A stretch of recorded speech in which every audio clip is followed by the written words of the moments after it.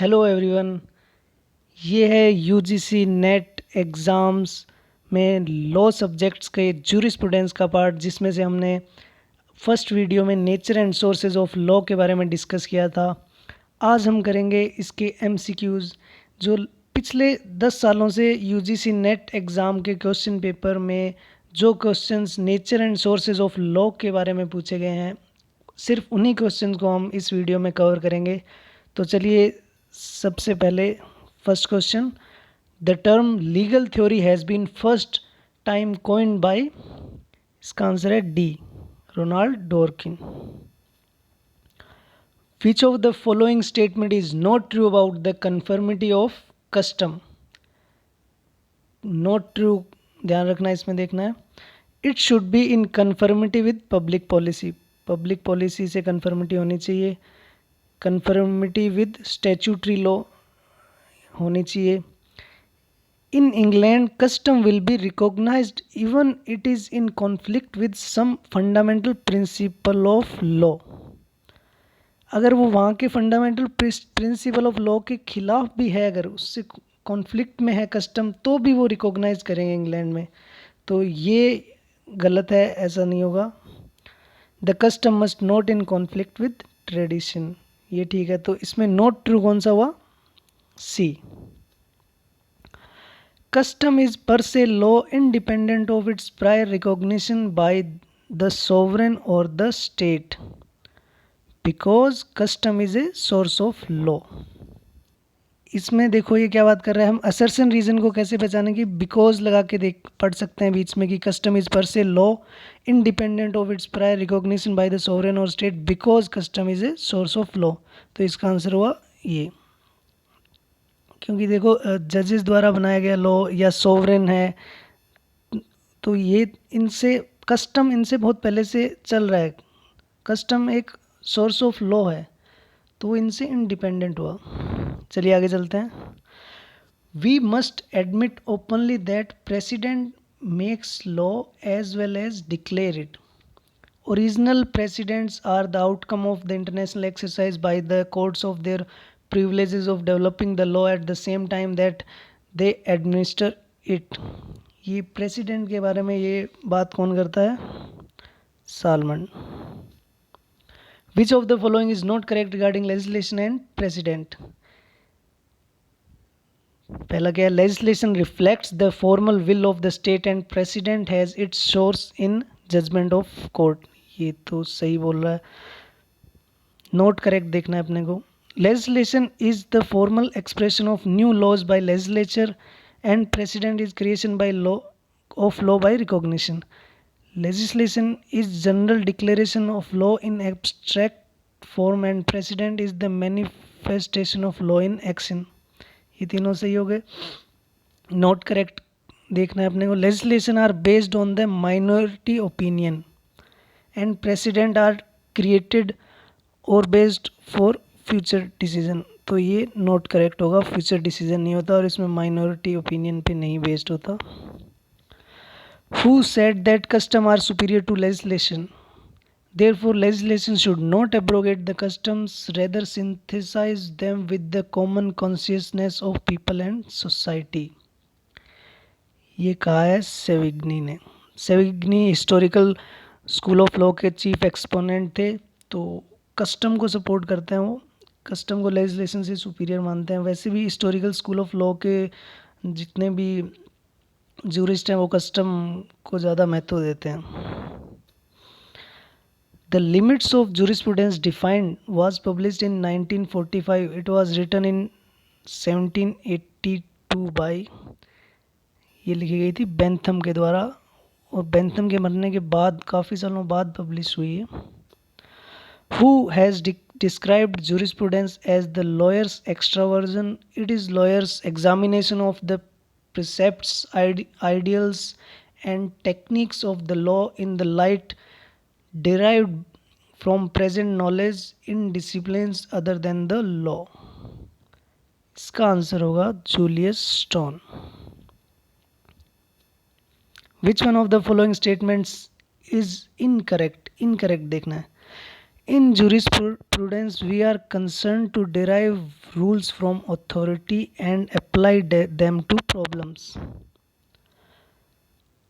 यही होगा इनकरेक्ट, तो क्योंकि जूरिस्प्रूडेंस में हम थ्योरेटिकल स्टडी करते हैं, ना कि प्रॉब्लम्स को प्रैक्टिकली सॉल्व करते हैं रूल्स अप्लाई करके, क्योंकि वो काम तो जैसे लेजिस्लेशन का हुआ ना, जो रूल्स बने हुए हैं, जो लॉज हैं, उनसे हम प्रॉब्लम सॉल्व कर रहे हैं। लेकिन जूरिस्प्रूडेंस का काम क्या होगा, ये देखिए आगे, in jurisprudence we are concern to reflect on the nature of legal rules. हम लीगल रूल्स के नेचर को पढ़ते हैं। And we are concern on underlying meaning of legal concepts. हम उसके लीगल कंसेप्ट्स के मीनिंग को देखते हैं और essential feature of legal system को स्टडी करते हैं जूरिस्प्रूडेंस में हम।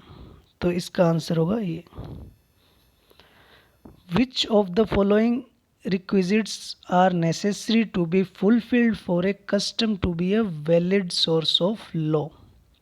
कस्टम का वैलिड सोर्स ऑफ लॉ होने के लिए क्या क्या रिक्वायरमेंट्स है, जो मैंने वीडियो में कराई थी 9 रिक्वायरमेंट्स, उनमें देखते हैं कौन कौन सी। रीजनेबलनेस भी थी, एंटीग्यूटी थी, कन्फर्मिटी विद स्टैच्यूट लॉ भी था, तो ये होना चाहिए।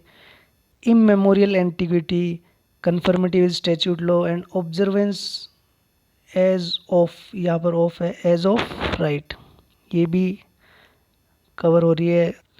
Specificity, efficacy and reasonableness. Reasonableness तो ठीक है, स्पेसिफिक थोड़ी होता है, कस्टम तो जनरल होगा ना, स्पेसिफिक नहीं होगा, तो ये गलत हो गया। ए एंड बी होगा इसका आंसर। असर्शन रीजनिंग वाला है। जजेस must follow authoritative precedents. Authoritative precedents derive their authority from basic postulate of legal system itself.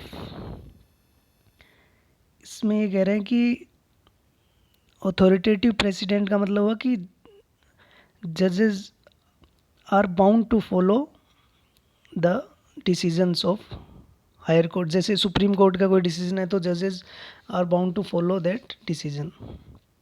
और सुप्रीम कोर्ट खुद क्या, legal system itself legal system में ही आ रहा है, तो इसका आंसर होगा first one. Law is not only a set of rules but it is a method और technique for harmonising conflicting interests. Harmonising conflicting interest की बात कौन करता है? रोस्को पाउंड बात करता है अपने सोशियोलॉजिकल स्कूल की थ्योरी में। ये मैच करना है हमें। Jurisprudence is a science of just and unjust, ये किसने बोला है? ओल्पियन ने। Jurisprudence is the science of first principle of law, ये सालमन ने बोला है। Jurisprudence is the philosophical aspect of knowledge of law, ये बोला है सिसरो ने। Jurisprudence is in truth no more a formal science than physiology, ये कौन बच गया अपने? ग्रे।